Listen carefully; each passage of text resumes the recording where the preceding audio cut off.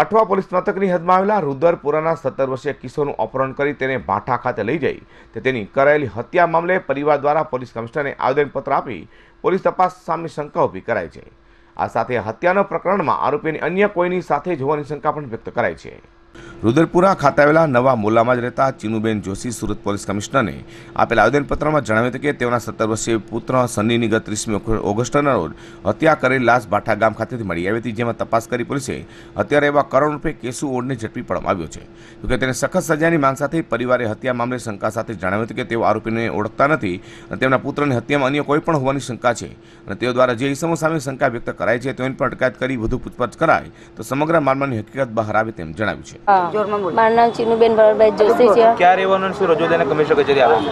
મેં અમારા છોકરાનું મર્ડર થયું, અમને કંઈ લાઈવ કંઈ પટ્ટો નથી મળતો, અમે પોલીસવાળા પાસે જાણ માંગતા છે તો અમને કંઈ કહેતા નથી, આરોપી પકડાય તો અમને બતાવતા પણ બોલાવતા પણ નથી, અમને ઉપર અમારા ઉપર ઇલ્ઝામ લાગે તમને ખબર છે અમારા છોકરાને મારવામાં તો અમે મોકલાવીએ ગુંડાઓના પાસે, અમારો છોકરો ભણતો ના બાલિક છોકરો, એ છોકરો ખાતે વ્યાજનો ધંધો કરવાનો, પોળીનું મેટલમાં ખાતે લાવવાનો, ગરીબમાં પોળીનું મેટલ બતાવે, ગરીબમાં વ્યાજનો ધંધો। હવે અમારા ઘરે આવીને જો અમે 24 વર્ષથી અમે ભાડાના ઘરમાં રહીએ છીએ તો અમારા ઘરમાં આવીને જો અમે કેવી રીતના ખાઈએ ને પીએ છીએ। મેં પાર્લરનો ધંધો કર 3 છોકરી 2 છોકરીને 1 છોકરાને મેં પાડી શકું છું। 5 વર્ષથી મારા હસબન્ડ હતા, અમે અલગ રહીએ પણ બહુ જુલમ પાડતા હતા, તે હિસાબે મેં છોકરાઓને ભણાવીને સુક્કામાં ગુંડા લોકો ઉચકી જાય છે અમારા છોકરાઓને।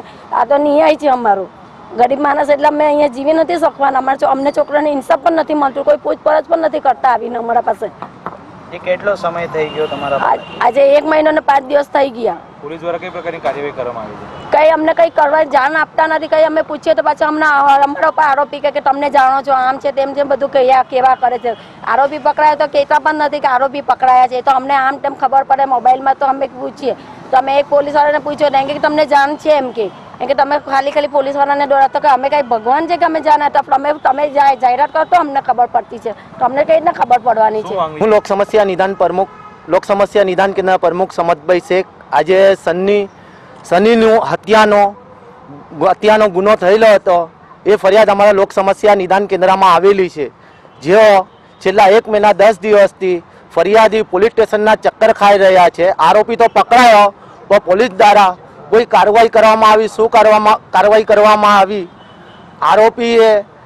આરોપીએ શું કામ માર્યો તે જાણ માટે અન્યાય થયો છે।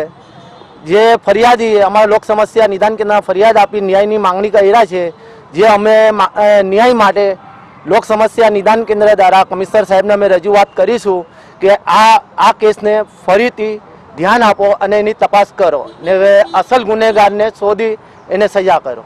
વધુમાં પોલીસ કમિશનરને મૃતક સન્નીની માતાએ આપેલા આવેદનપત્રમાં જણાવ્યું હતું કે સન્ની ગુમ થયો ત્યારે તેને ગળામાં પહેરેલી સોનાની ચેન, કારની સોનાની બાલી, રોકડા 5000 બજારનો કાર્ડ, આઈફોન સહિત મતા મળી નથી, ત્યાં તેના મોબાઈલ લોકેશન અને તેના પર કોના ફોન આવ્યા હતા તે અંગે તપાસ કરવા પણ જણાવ્યું છે।